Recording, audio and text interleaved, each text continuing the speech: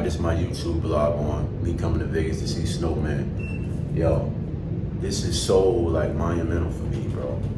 It's crazy. My sister bought me. And I'm gonna tell you why my sister bought me, right? It's just a beautiful thing, and it came full surface. Like the whole situation came full surface. It's great. You walking through the casino right now. I'm about to go get me a cup of coffee. It's early in the morning, you know.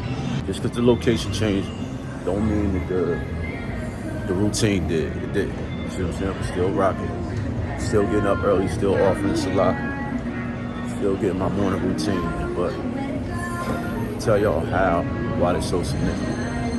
Go to the casino. No, I don't gamble, so.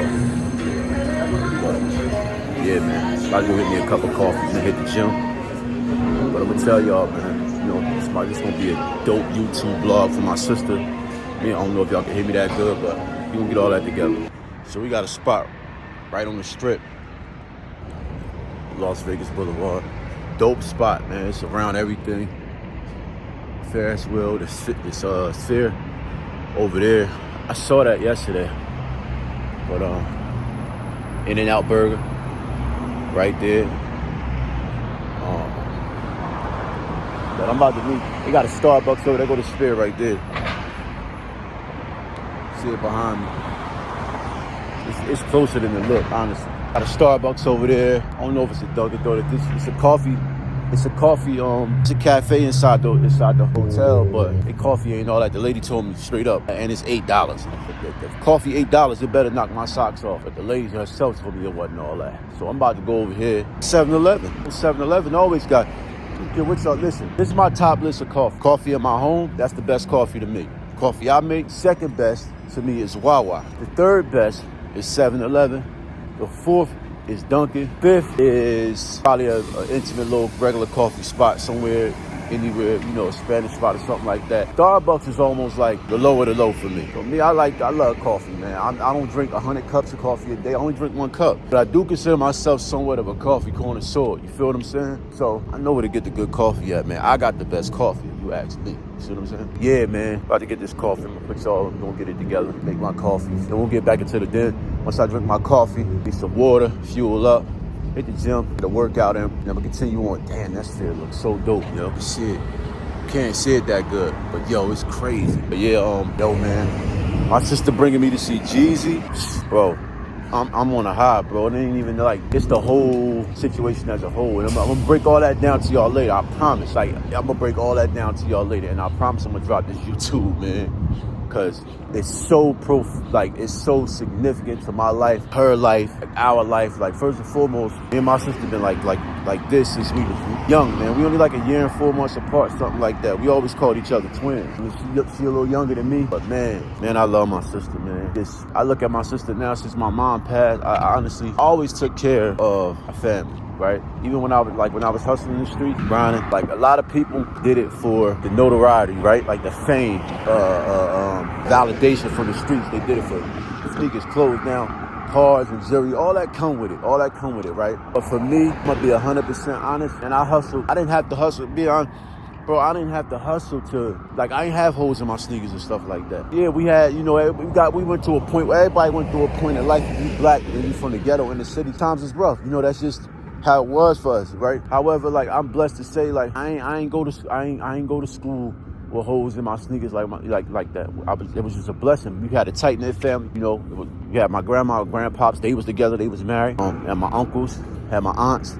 God bless, you know, all of them. May Allah have mercy on all of them. We just had a tight knit family. I had cousins that was like my older cousins was like more like my aunts and uncles. So we kept it together. We kept it tight. You know what I mean? And our thing was always being nice and neat. That was always our thing. It was never being over the top, extravagant, having, you know what I mean? Now, I had some uncles. I had some uncles, you know, I had some family. Rather, I had some family for other places. Like, now I had some big millionaire drug dealer family. You know what I'm saying? I had my uncle, God bless, may Allah have mercy on my Uncle Kirk. Man, bigger than life, man, in the drug game. You know what I'm saying? Unfortunately, he passed, you know. And you know, I got family in Atlanta, family down south, like that was real heavy in the drug game. So I knew both sides of it. But we was like a healthy medium, you know what I mean? We knew what luxury was.